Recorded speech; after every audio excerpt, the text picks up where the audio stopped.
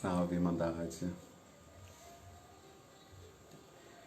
Tem um tempinho já, né, que a gente não faz as nossas lives, né?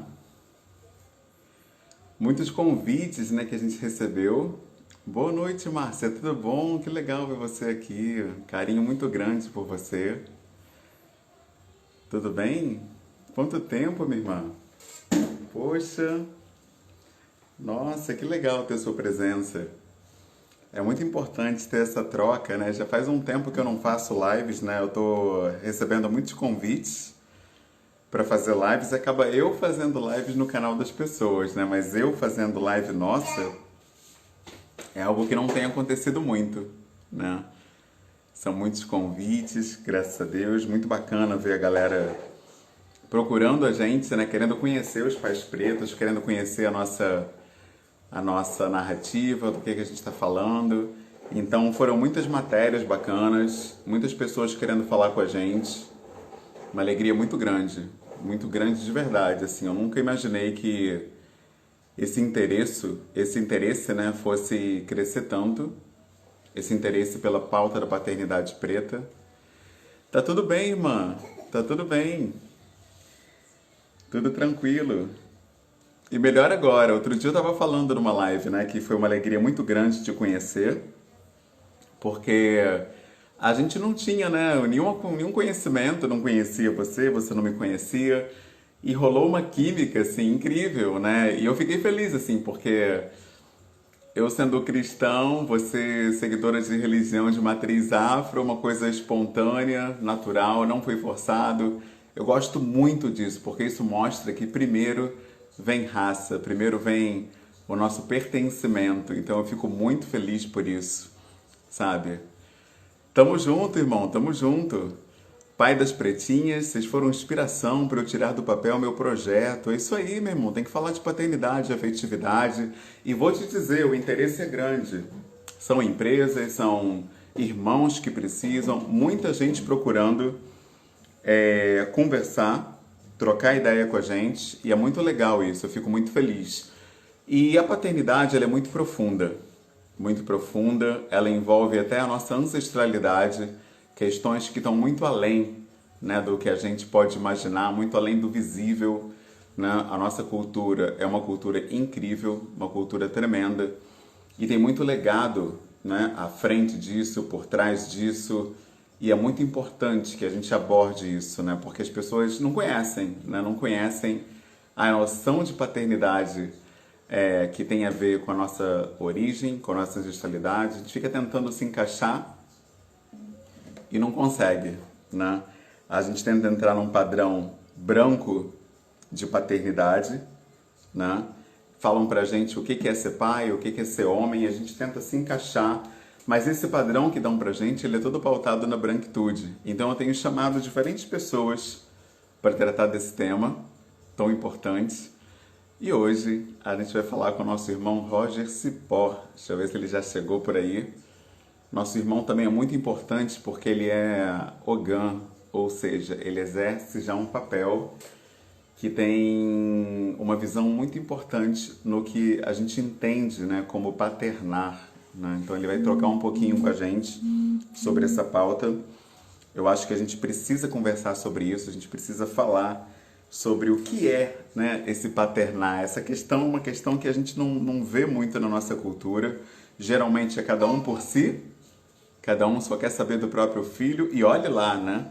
Você não tem uma ideia assim de cuidado enquanto povo, de zelo enquanto povo. Por isso que eu acho tão importante a gente olhar para essa questão da paternidade com um olhar africano, com um olhar para a nossa cultura, para a nossa ancestralidade. Então eu fiquei muito feliz em poder contar com o nosso irmão tratando dessa pauta com a gente. Deixa eu olhar aqui quem chegou. Ah, nosso irmão já está. Chamei o nosso irmão. Ele vai explicar um pouquinho, né, como é que é esse paternar. Salve, irmão. Salve, meu irmão, tudo bem? Tudo bem, e você? Tudo tranquilo, Roberto. É um prazer ter você aqui no nosso canal, no nosso coletivo, conversando com a gente sobre paternidade, ancestralidade, que é uma pauta tão importante. Muitas pessoas não conhecem o que que é esse paternar, né? Então, por isso que é bom falar com alguém que vive a coisa, né? Eu gosto assim, né? Quando a gente fala com alguém que vivencia o que está falando. Quando fica muito teórico, a galera não entende, fica até fazendo menções importantes, mas não tem vivência, então falta isso. Então, queria que você se apresentasse para a gente, explicasse, né, o que que é ser um Ogan, né, o que que é isso, que muita gente não tem a menor ideia, o que sabe porque viu num site, viu um influenciador falando, mas é legal ouvir da própria pessoa, né? Então, quem é Roger Cipó? O que que é isso? Qual é teu papel aí? O que que você tem aí para falar para gente, irmão? Irmão, boa noite de novo. Boa Assim, primeiro eu noite. quero te dizer uma coisa, Humberto. Eu gosto de falar contigo porque você fala sorrindo e acho isso bonito pra caramba. E você sorri com a cara toda, tá ligado? Gente que sorri com a cara toda, tipo, você tipo, sorri com o olho, com a bochecha, com a boca. Isso é Mexe lindo. tudo, né? Mexe todo, isso é ótimo, acho isso muito bonito. Isso já leva nossa conversa para outro lugar, inclusive, assim. Show. E boa noite para todo mundo que está aqui, assim, eu estou bem feliz de fazer esse papo, porque tem algum tempo Boa. já que eu quero trocar essa ideia, assim, enfim, que eu quero falar dessa experiência, né? Bom, para quem não me conhece, acho que muita gente aqui, eu sou Roger Cipó, né? E antes, acho que vale muito, e é sobre isso que você me convida para cá, porque antes de ser Roger Cipó, eu sou Babá Alayomi, que é o meu nome ancestral, né? Que na verdade que é o meu nome que a ancestralidade me traz, né? Que é o meu nome de nascimento no Candomblé, né? Eu sou Ogã e para as pessoas que de repente não têm informação sobre esse universo, Candomblé é uma religião iniciática, né? Então há um processo de iniciação para que você faça parte, né? Eu digo que Candomblé não é uma religião por reivindicação, né? Assim, tipo, você não fala de, putz, agora eu sou de Candomblé. Você pode agora ir para o Candomblé, conhecer o Candomblé. Mas você passa a ser quando você nasce. E isso é um ponto muito importante, né? E eu trago até para nossa conversa, porque nascer pressupõe ser gerado por alguém, né? E no Candomblé nós somos gerados pelas nossas famílias de axé, pelas forças das nossas famílias, né? Aí, enfim, determinado pelos orixás, né? E o Candomblé se organiza numa forma, e eu digo que o Candomblé é talvez a experiência de família que o processo de escravização dissipou, né? Então, como a escravização dissipa, o Candomblé reorganiza, né? Reotologiza, perdi minha palavra. Vou voltar para daqui a pouco. Mas o Candomblé, enfim, devolve, né, a humanidade para a gente e nessa perspectiva familiar mesmo, né? Então nós somos mães, pais, irmãos de santo ou de axé, enfim, as pessoas que, enfim, chamem como elas quiserem, né, como elas se sentirem mais à vontade. Então, e aí eu estou falando isso porque é desse lugar, eu quero apresentar mesmo, sabe, Humberto? Esse Muito bom. lugar, porque muita gente não sabe do que se trata o candomblé. É curioso, isso, mas as pessoas não sabem, né? Que o candomblé ele é constituído a partir de uma perspectiva familiar, né? E a perspectiva Nossa. familiar ela só é possível quando você tem agentes, né? Agentes que constroem essa família, né? E como é uma família africana, Candomblé é uma família africana por excelência, ele é esse lugar que todos os homens, por exemplo, são pais das crianças da sua comunidade, no sentido social, porque todo mundo é responsável por todo mundo troca, todo mundo pede bênção, toma bênção de todo mundo, né? Isso quer dizer, algumas famílias católicas no Brasil têm o costume da bênção, né?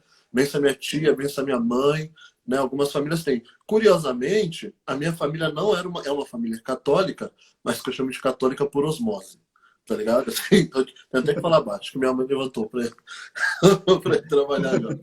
Mas é por osmose, porque assim, tipo, a gente não é uma família de convicção de prática religiosa, mas todo mundo foi submetido ao ritual, né, de consagração, o ritual iniciático, que eu poderia só chamar de batizado, gente. Mas é importante eu falar isso, porque as crianças do candomblé, as pessoas do candomblé, são convidadas, submetidas ao ritual iniciático também, que inclusive é criminalizado por esse Estado, que é criminalizado por esse país.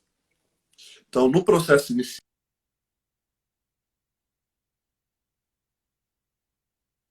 entrou uma ligação aqui. Tranquilo. Eu estava falando que no processo iniciático, né? Eu vou falar do meu processo iniciático, talvez, porque aí a gente vai para a nossa conversa. Eu fui convidado, né? Eu fui escolhido, porque é dessa forma que surgem os pais no candomblé, os pais Ogã. Sim. Eles são convidados. E eles são convidados para uma responsabilidade, Humberto, né? Que é uma responsabilidade.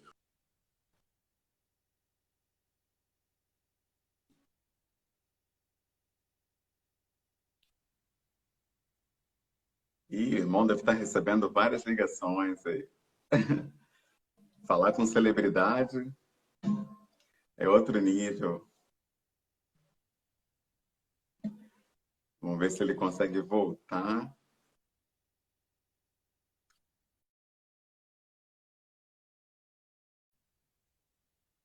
Oi, caiu. Nosso irmão caiu porque ele estava recebendo várias ligações durante a live. Então, eu até peguei essa dica com um de vocês aí, né, que segue o nosso coletivo, que falou para mim, coloca no modo avião quando for fazer live. Eu agora sempre faço isso, porque já derrubaram 2 lives minhas com ligações, né, porque às vezes eu estou no aparelho que eu uso para a empresa, né, fazendo live. E aí começam a ligar, querendo saber de contrato e tudo. Primeiro acontece o que aconteceu aqui, dá uma pausa na live. Mas quando a pessoa fica ligando insistentemente, a live cai. Então, tem 2 opções: ou colocar naquele não perturbe, ou colocar no modo avião. Nossa, doutor Oceia Comoa! Caramba, que privilégio ter o senhor aqui. A gente precisa falar mais. A gente está no mês da paternidade. Tem alguns pais assim que eu admiro muito e que é uma honra muito grande poder conversar ao longo desse mês, né? Então, se for possível, se a gente conseguir ter uma outra troca, vai ser muito bom, doutor. Eu já falei com o meu irmão Nando Cunha, já falei com alguns pais aí, para a gente ver se até o fim do mês a gente consegue trocar essa ideia, né? Porque existe uma subrepresentatividade muito grande na paternidade masculina. Por isso eu faço questão de falar com pais que eu admiro, pais que eu acompanho, né, nas redes sociais. É muito importante ter esse intercâmbio entre nós, né? De verdade. Deixa eu dar uma olhada aqui se o irmão conseguiu voltar. Ih, acho que ele caiu, hein? Não voltou ainda. Vamos ver se ele consegue voltar. Ah, vai ser muito bom. Opa, voltou o Roger. Tá aqui o irmão. Deixa eu fazer o convite para ele voltar a falar com a gente. Ih, o Apolo já tá fugindo. Voltei, irmão. Cara, Chegou. minha internet caiu do nadão, assim. Perdão, gente. Desculpa. Tranquilo.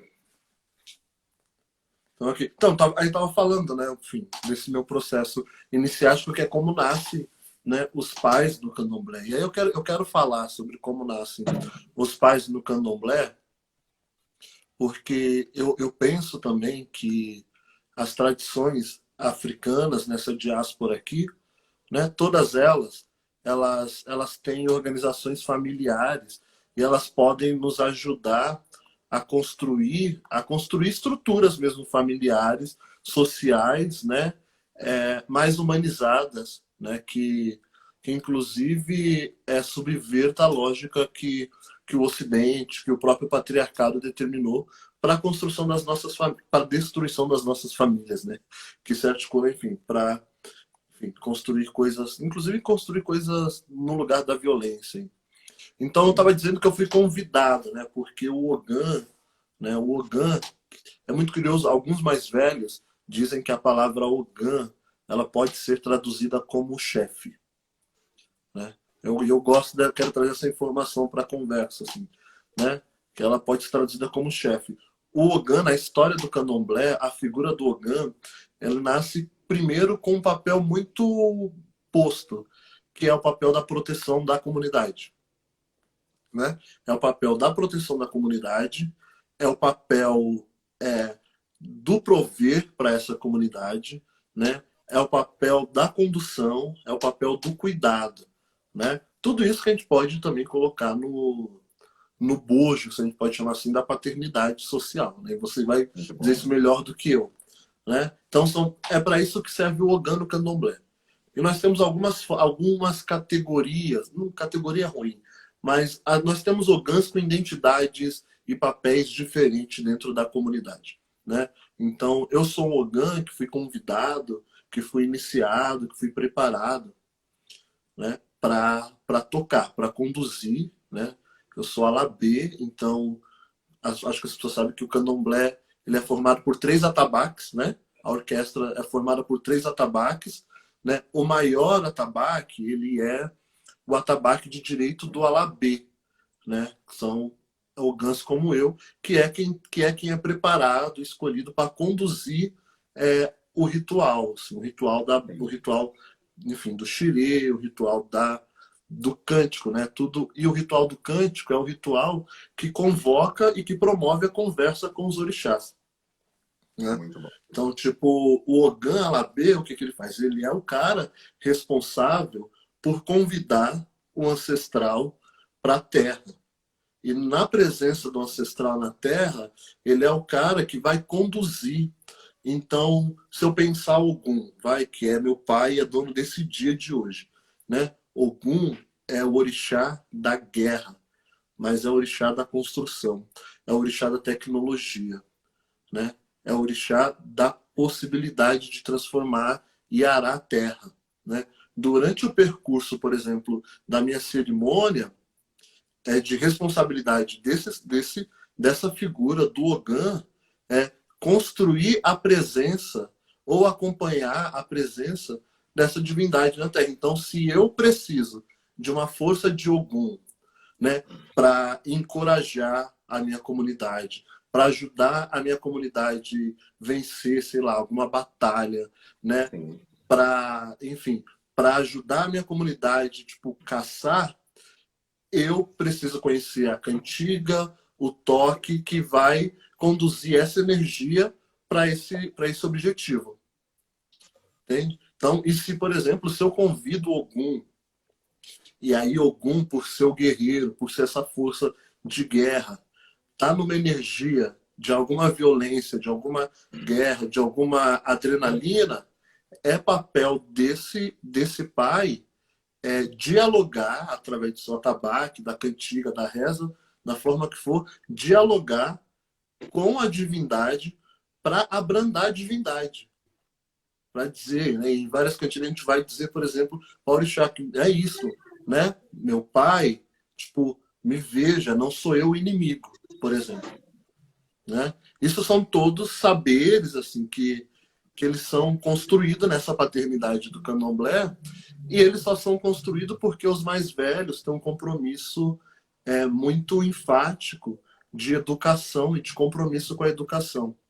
Por outro lado, esses homens que são convidados para ser pais, eles aceitam a responsabilidade, né? Eles aceitam a responsabilidade e o papel de seres responsáveis pelo bem-estar não só da comunidade, mas pela manutenção do axé, que é a força vital que vem, que precisa ser manipulada e precisa ser, às vezes, transformada no contato com o ancestral. Assim. Então, tipo, ser Ogã é muito complexo.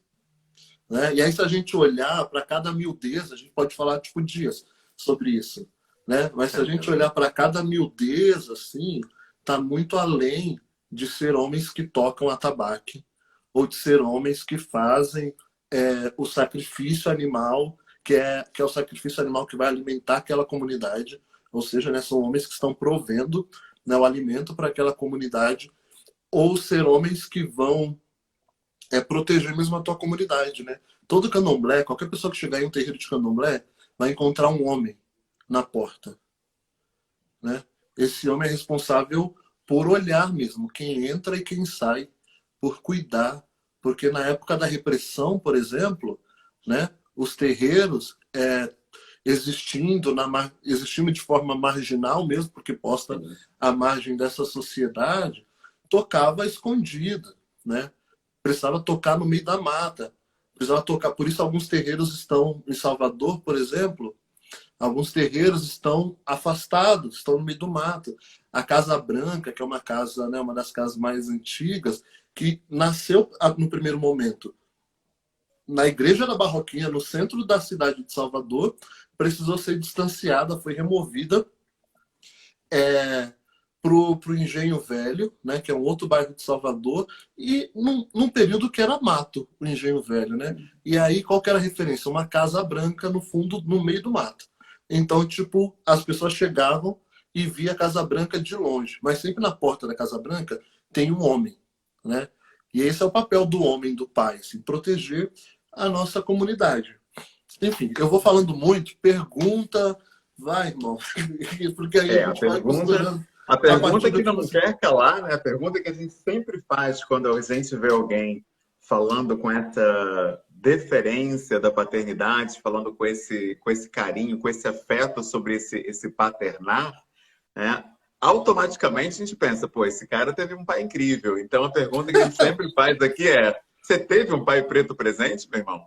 Irmão, eu não tive a figura do meu pai biológico presente. E aí, talvez eu fale de candomblé, né, dessa forma, porque foi o candomblé que me deu essa paternidade, esse sentido de paternidade, porque os homens da minha família foram pais, né? Meus, enfim, dos meus irmãos, dos meus primos, eles foram homens presentes. Mas nesse sentido, assim, de uma paternidade pautada no respeito, no afeto, no cuidado, né, isso o candomblé me deu. Inclusive, sei lá em 2012, 2014, eu escrevi um texto chamando... Eu escrevi um texto num blog, que eu tinha um blog nessa época. Eu escrevi um texto falando dos pais que não abandonaram seus filhos, que são os pais, os orixás do candomblé, né? Porque o orixá é teu pai. Então, tipo, quando você entra no candomblé, no processo iniciático, você vai reconhecer os orixás que compõem a tua vida, né? Que compõem a tua cabeça. E o dono da tua cabeça, ele é o teu pai, né? Ou a tua mãe, né?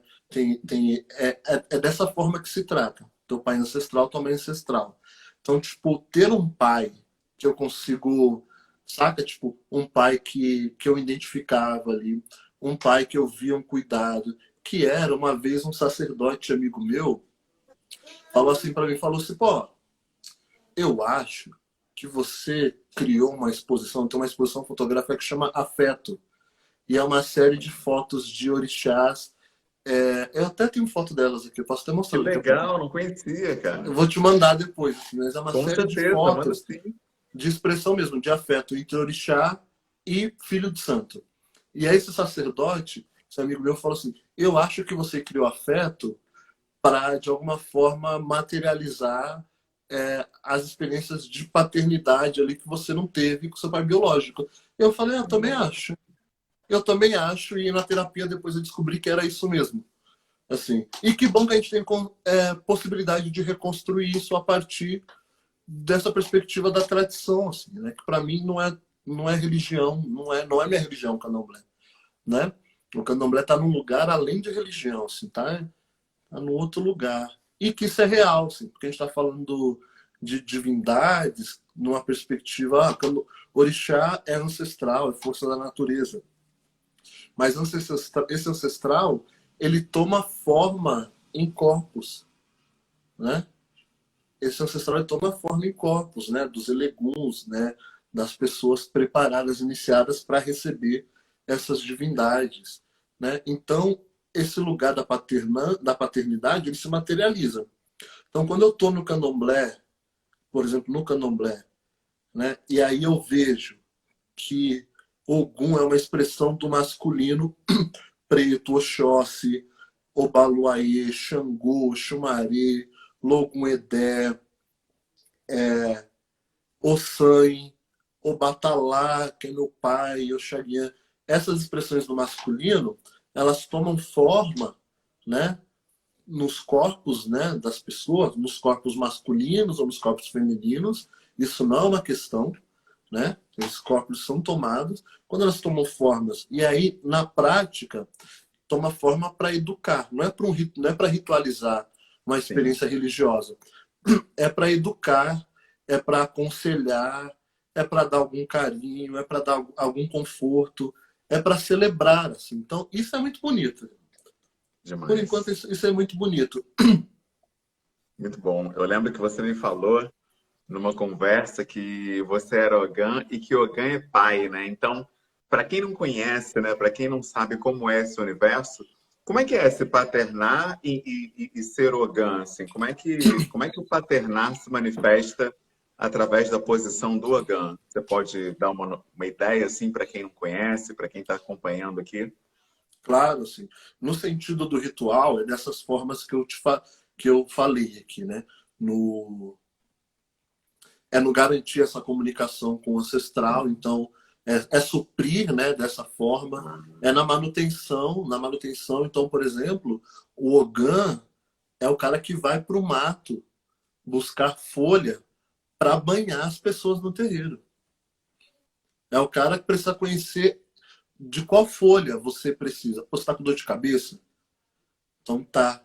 É, o pai de santo, a mãe de santo, fala, fulano, eu preciso de tal folha. Esse cara vai buscar a folha e vai trazer.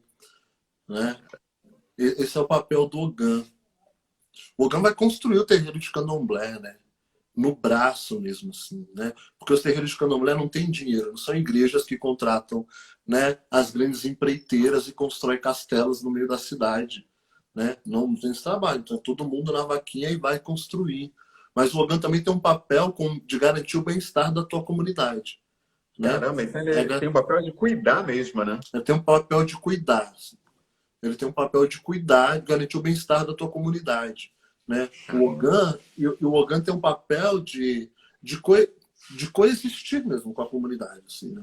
Então, tipo, é garantir o sustento, por exemplo, da comunidade, porque as comunidades de terreiro, elas não, enfim, são templos religiosos alguns, mas sem nenhum incentivo de governo, nem deduções fiscais Muito em bom. vários espaços. Assim.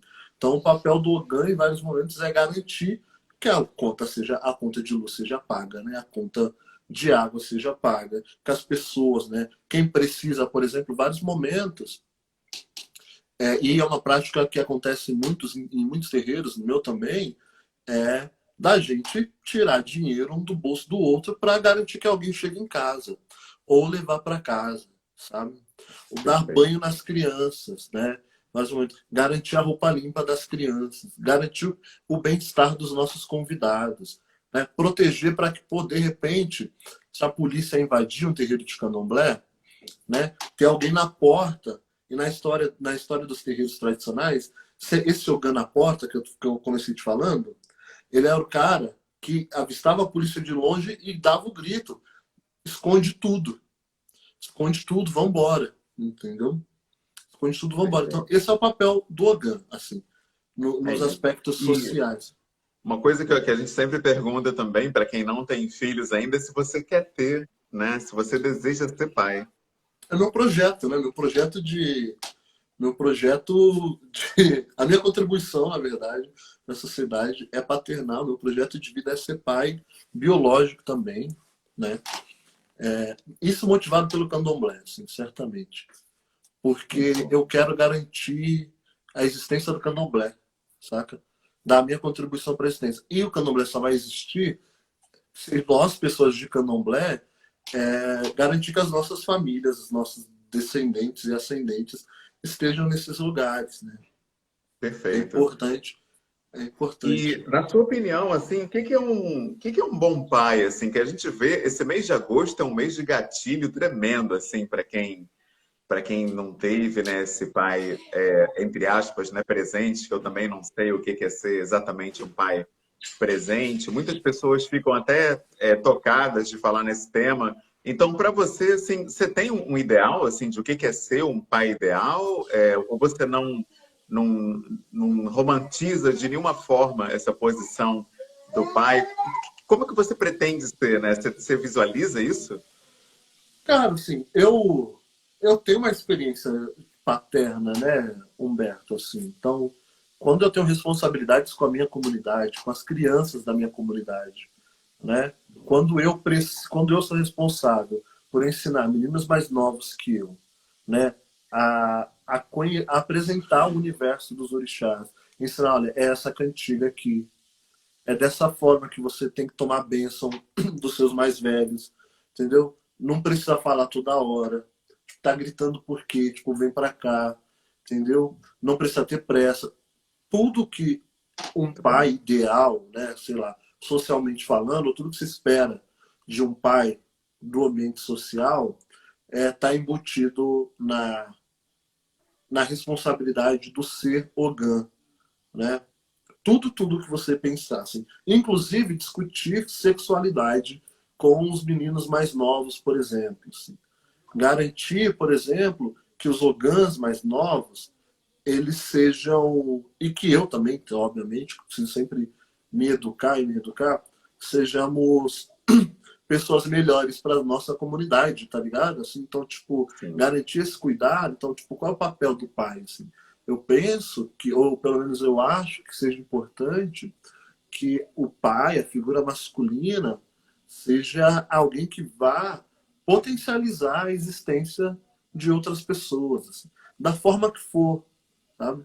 É potencializar. Se potencializar é garantir acesso a uma educação de qualidade, isso é uma expressão importante. Se potencializar é compreender a humanidade na criança, né, para além dessa ideia do infantil, né, que tanto é discutido, inclusive, né, se potencializar isso, acho que é importante ter, né, porque e eu penso mesmo, assim, de fato, que a ideia da paternidade ela é uma ideia de humanização, assim, né?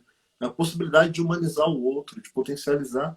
E potencializar está no cuidado, né? Sim. Em algum compromisso para uma trajetória. Assim. Tem outra coisa Perfeito. que eu quero trazer para essa conversa, que é uma outra Uhum. experiência minha. Você conhece a tradição Egungun A no tradição? Brasil? Egungun no Não, Brasil? não. Vou te contar o que aí talvez você vai gostar muito.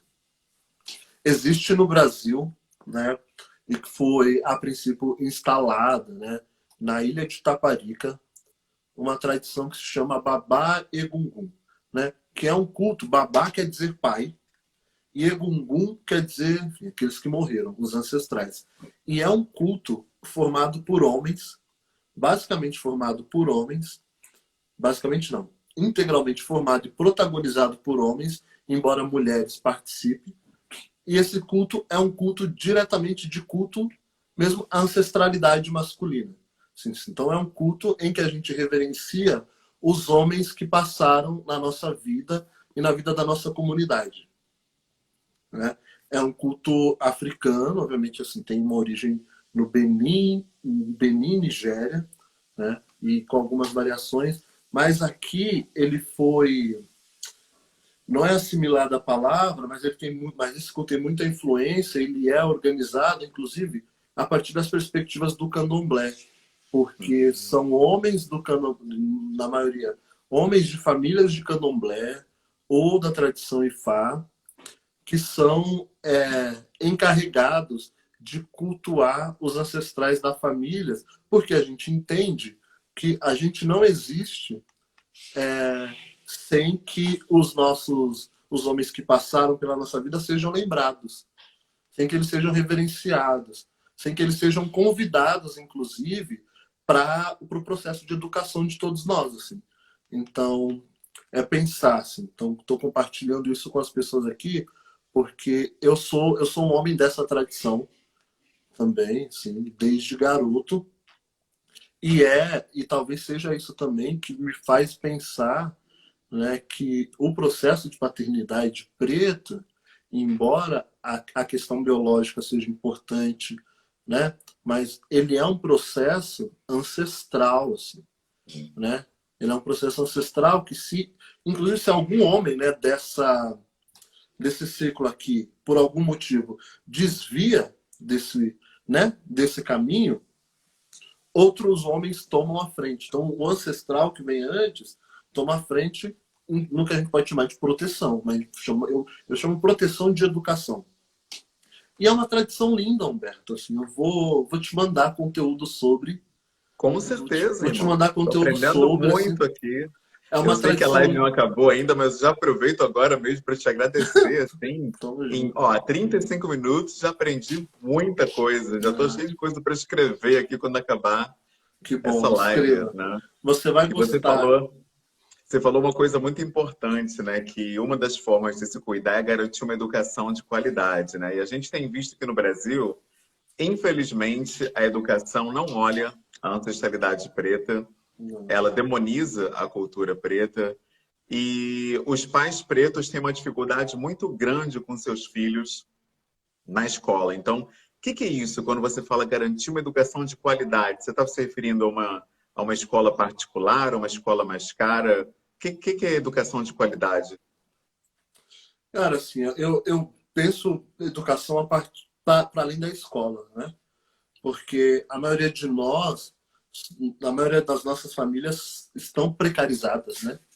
Foram precarizadas e a única alternativa é a precariedade da escola pública, né? Mas eu sei também que tem muitos pais, assim, e são muitos pais que compensam de alguma forma, né? Que compensa a precarização da escola pública, compensa com uma educação com acompanhamento dentro de casa, por exemplo, né? Compensa levando para o grupo de capoeira do bairro, tá ligado?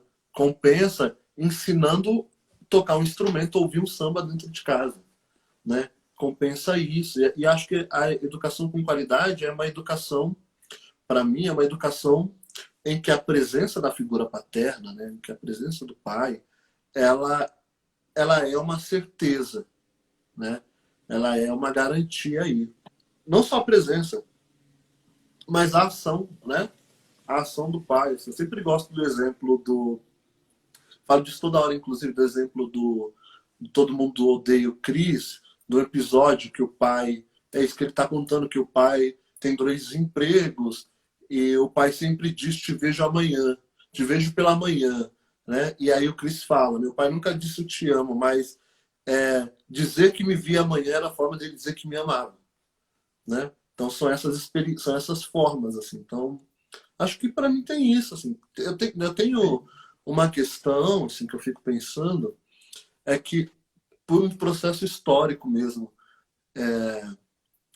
o que está estabelecido como paternidade é de uma perspectiva branca, eurocêntrica, que não está considerando os perrengues que homens pretos vão experienciar na tua trajetória, né? Não está considerando, assim, tipo, não considera o impacto do racismo na construção disso.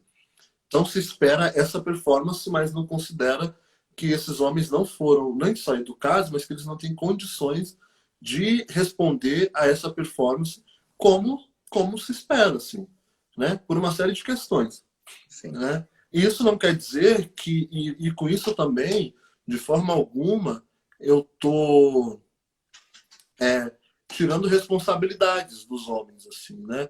Muito pelo contrário, eu digo que tem um problema aí que é construído pelo racismo e alguns de nós vai entender, talvez poucos de nós vai entender e falar: mano, tô fazendo um rolê diferente, saca?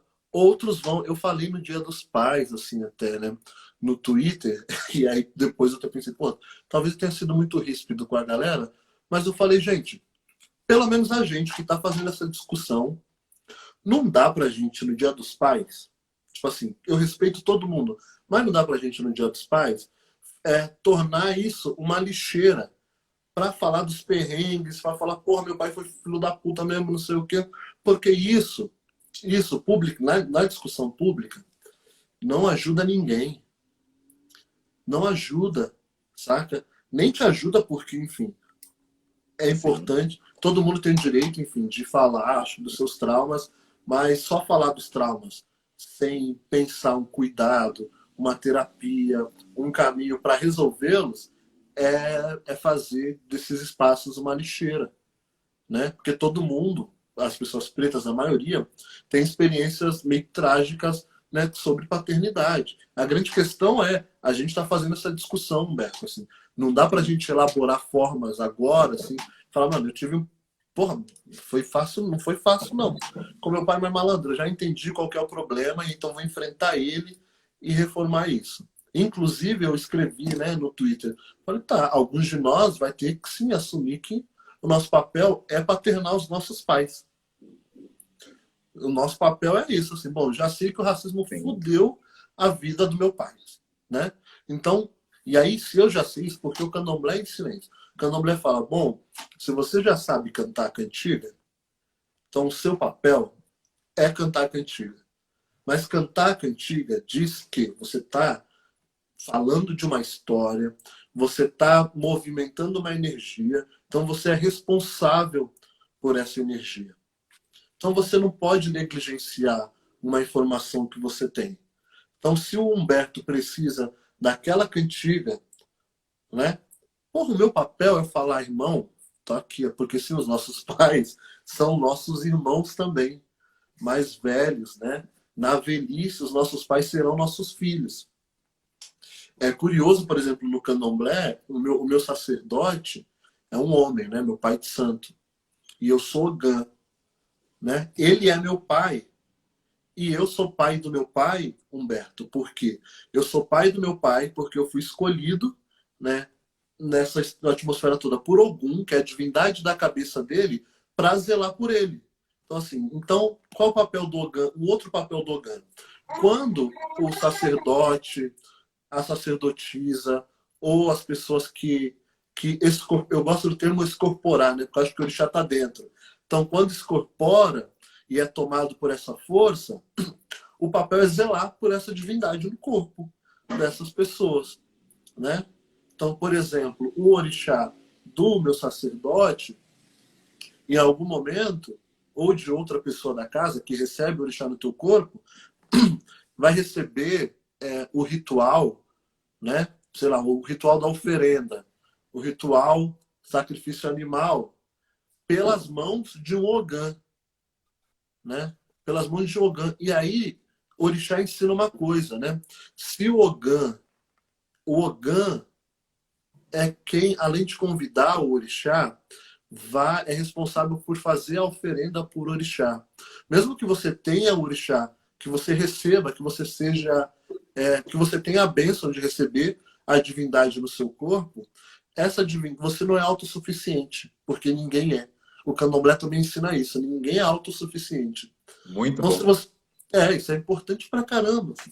Cara, Então, isso é se você... importante demais, porque na cultura cristã, o homem ele é o cabeça da casa, ele é o Sim, provedor. Olha quanta carga que bota no lombo do cara, né? Ele é o provedor, ele é o cabeça e ele é o sacerdote da família. Ou seja, esse cara não pode errar de maneira nenhuma, né? ele não pode errar. E sabe que é uma outra coisa? Ele sabe que ele erra, ele vai errar, mas ele vai se comportar como alguém que nunca errou, né? E isso, tipo, e aí que vai criar uma série de aberrações sociais, né? Que é o que o patriarcado é, né? O patriarcado é uma série de aberrações, assim. Então, o Ogã é uma figura muito importante no candomblé por isso, né? O Ogã, ele é pai. Assim, eu não gosto dessa expressão, mas eu entendo o sentido dela. Ele é pai do orixá, né? Ele é pai do orixá. O orixá, ao receber, né, uma, uma oferenda do Ogã, ele se prostra, né? Ele reverencia o Ogã. E o Ogã é isso. É o pai. Assim, ele não é a figura mais importante, porque todas as figuras são importantes nessa construção toda, né? Perfeito. Tanto que a gente vai falar no candomblé, por exemplo, que um Ogã, por mais importante que ele seja, ele não, ele não faz um outro Ogã. Ele não faz um outro Ogã, porque precisa de um sacerdote, precisa de alguém que tem o orixá, que precisa de alguém que o orixá toma o corpo, precisa da comunidade toda. Porque é isso, a gente não é autossuficiente. A gente não se autogera, né? A gente não se autogesta. No candomblé, na verdade, né, assim, ninguém se autogere. E talvez isso seja uma das coisas mais bonitas do candomblé, né? E talvez seja uma das formas mais bonitas, por exemplo, de construir novas experiências de paternidade e de masculinidade. Né? Porque se homens pretos, e eu não estou dizendo que homens pretos precisam estar no candomblé, mas se homens pretos entendem, né, eu acharia que seria muito importante que tivesse tudo certo. Entende? Assim, vamos embora. Mas se esses homens tivessem acesso a esse saber que ele é filosófico, ele é pedagógico, né, ele é cultural, se tivesse essa referência, a nossa construção de identidade masculina seria outra. A gente já tinha negado tudo que o patriarcado estabeleceu pra gente.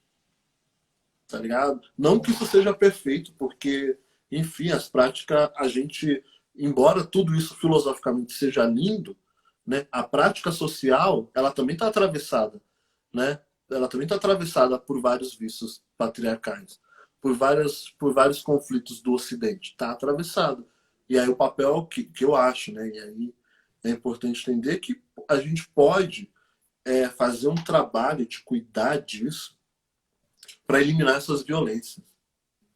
Perfeito. Teve um irmão que perguntou como é que é essa questão com os outros pais, assim. Você tem um papel nisso? Os outros pais que talvez não sejam tão presentes, que não sejam tão atuantes na vida dos filhos. Você que conhece tanto, que tem essa sensibilidade toda, esse afeto tão intenso, existe algum papel no fortalecimento desses outros homens enquanto pais? Ou é cada um por si nessa caminhada e cada um se encontre aí quando puder? Tem isso, né, mano? Assim, tipo, o candomblé é importante que não seja cada um por si, porque sozinho a gente não faz nada, né? A gente não faz nada. E é importante que se crie essa cultura, né? E tem, né, possibilidades no candomblé. Uma coisa muito, por exemplo, que eu adoro o que dizem os mais velhos, tá ligado? E é muito comum no candomblé você ouvir as mulheres mais velhas, os homens mais velhos, dizer que a gente não tira a cabeça. Isso quer dizer que não existe um Roger dentro do terreiro e um Roger fora do terreiro. Isso é incoerente. Não existe isso. Então, se eu tenho um papel de zelar pela comunidade dentro do terreiro, eu tenho um papel de zelar pela comunidade na minha vida. Tá ligado? Então, e vale do que se eu sou um cara muito ponta firme dentro do terreiro, um pai, alguém que vai, não sei o quê, e aqui fora, porra, eu tô cagando, falando, porra, tô cagando pra relação com os meus filhos biológicos, por exemplo. Entendeu? Assim, ou eu tô aqui, tipo, não ajudando, sei lá, homens pretos a se aproximar dos seus filhos. Entende isso? Assim, então, é importante, o candomblé ensina isso, assim. Né? O candomblé dá condição da gente olhar, assim. Então, tem um papel, assim, e acho que o candomblé fez isso comigo, né, cara, assim. Me fez ser alguém, entender a importância de ser alguém melhor para minha comunidade, né? Perfeito. Isso Perfeito. considerando as minhas contradições, considerando o meu direito de errar que eu quero, viu, mano? Eu quero meu direito de errar, né? Porque acho que isso é bem importante. Considerando tudo, mas o candomblé dá condição de dizer, mano, você vai errar e ok, volta aqui, vamos trocar ideia. Senta na esteira, senta no banco, tá ligado? Senta aqui, ó, saca? Lá fora. E por que lá fora? Porque tem uma ideia que isso é inclusive uma convenção cristã, né? Dentro da igreja, porque a igreja é um lugar super sagrado, né? Então, o lugar de tornar a vida sagrada para, sei lá, para o católico é dentro da igreja. O cara faz a desgraça no mundo, mas dentro da igreja ele é o cara sagradão, da família, não sei o quê, tudo certinho, nem anda perto da esposa, nem beija a esposa dentro da igreja. Ok, respeita um limite. Só que o candomblé diz o quê? Sagrado é teu corpo. Sagrado é você. Sagrado é a sua casa. Sagrada é a tua família. Então, irmão, é tudo sagrado. Então, tipo, não dá tempo de tirar, não é coerente Fala, pô, não, aqui eu taco foda-se porque eu não tô dentro do terreiro. Não, isso é outro lugar. Pra gente não, sabe? Porra, eu sou massa, toco, não sei o quê. Até porque a gente está falando de uma perspectiva ancestral, Humberto. Assim. Então, se eu cultuo um ancestral, quer dizer que o ancestral, ele, putz, morreu, então ele é o invisível. O invisível está em todo lugar. Então tem o Ogum em todo lugar. Né? Tem Exu comigo em todo lugar. Exu não se basta ao interior de um terreiro, ou enquanto o atabaque toca. Tá ligado? Eu disse que eu gosto da expressão excorporar o orixá porque tá dentro das pessoas. Tá ligado? Tá dentro. Então, tipo, se tá dentro, tá contigo. Se tá contigo, pô, tá contigo na rua, tá contigo, tipo, no terreiro, tá contigo na faculdade, tá contigo na hora que você tá transando. Tá, tá contigo nas suas relações. Tá ligado? E aí tem códigos de éticas. E os códigos de éticas do candomblé em si, eles só servem para uma questão só. Não é para moral. É para manutenção do bem-estar da comunidade. Tá ligado? Então por que eu preciso ser alguém melhor? Porque, mano, se eu sou alguém que causa conflito, se eu sou alguém que está tretando toda hora, eu estou causando desarmonia na minha comunidade. A gente não precisa de quem cause desarmonia na nossa comunidade. Mas a gente também não está te expulsando. Então, bora melhorar, tá ligado? Por aqui, irmão. Vai ter que melhorar. Vai ficar aqui, vai ter que melhorar. É por Isso aí, vale para a sabe? internet também? Arrumado com treta na Lógico, internet se aplica? claro. Porra, mano. Se aplica super, porque a internet é um lugar de Ogum, é um lugar de Exu. É tecnologia pura e tecnologia preta, né? Para começar por aí, né? Internet é isso. A internet, ela é uma forma de conectar eu e você, mano. Você é tão gente quanto eu, tá ligado? Assim, então, tipo, não é, pô, tá, na internet ninguém tá vendo, então aqui, vou botar pra fuder no Humberto aqui no projeto dele. Porra, isso é da incoerência, tá ligado? Porque eu não me escondo atrás, eu não posso, inclusive, me esconder atrás de um perfil, né? Para produzir porque eu estou falando aqui, o Orixá tá vendo, não sei o quê, que essa é a forma que a gente aprende com os mais velhos. Aí você vai dizer, mano, e se eu estou falando que o Orixá tá dentro de mim? Porra, eu sou Orixá também. Então, eu preciso ter consciência do meu papel, tá ligado? Tipo, você ter consciência que isso não é legal, tá ligado? E aí você vai entender isso quem está alinhado consigo mesmo, né? Com a sua comunidade. E acho que ninguém está 100% alinhado também. A gente vai se alinhando no percurso. Muito bom, muito bom. Então, é possível a esse preto brasileiro que é totalmente alienado, racialmente falando, pela educação que a gente recebe, pela questão também judaico-cristã que é presente desde a nossa infância, a gente consegue, então, fazer essa reconexão com a nossa ancestralidade africana ou a gente sempre vai estar bem, bem atrás porque a gente se perdeu muito aí nesse processo? Não, eu acho que a gente vai estar no lugar que a gente quiser. E o lugar que a gente quiser me diz que a hora que se a gente tem responsabilidade, que isso é uma grande questão, que é responsabilizar, tá ligado? Se eu me responsabilizo, o processo espiritual de se espiritualizar e se alinhar com a ancestralidade africana, porra, é um processo que pede responsabilidade, entendeu? E responsabilidade quer dizer, mano, não vale de nada se eu vou, sei lá, no Mercadão de Madureira, compro um fio de conta preto e vermelho, boto no pescoço e sai por aí falando, ah, eu sou de Exu, eu não sei o quê. Mas isso não vale de nada. Isso não me ajuda, não te ajuda, não ajuda ninguém.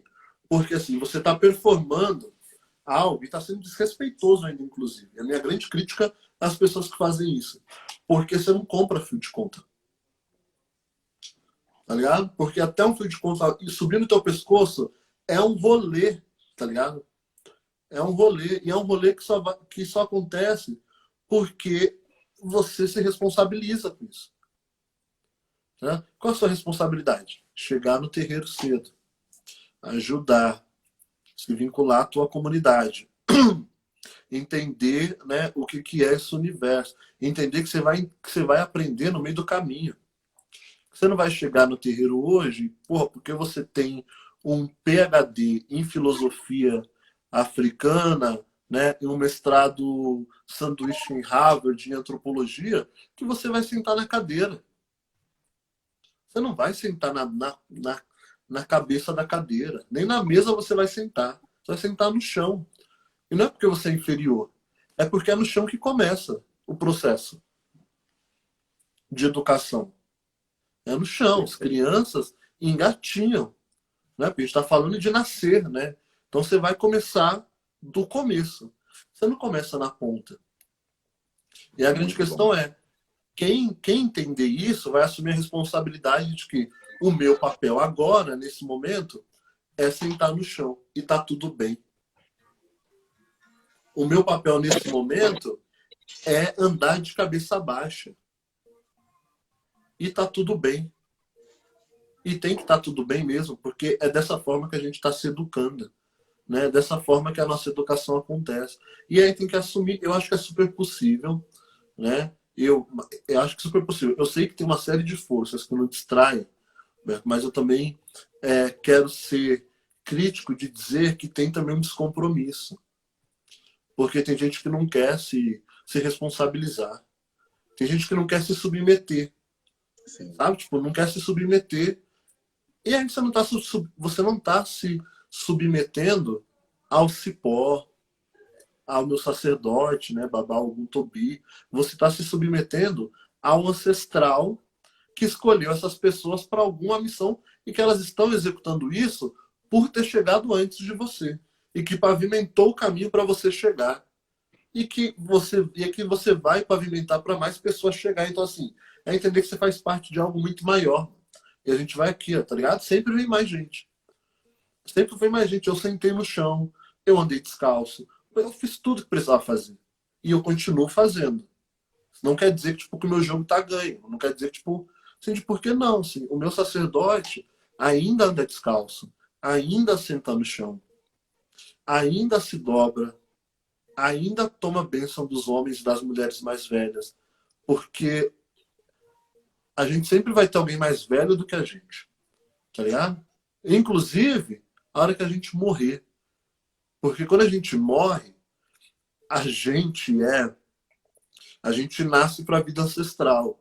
E quando a gente nasce para a vida ancestral, você vai ser cultuado junto com aqueles que já foram. Só que o que conta? Quem morreu primeiro. Então, tipo, quem morreu primeiro é saudado primeiro e aí vai, entendeu? Porque a ancestralidade é cíclica dessa forma. E isso tem que ser tudo bem.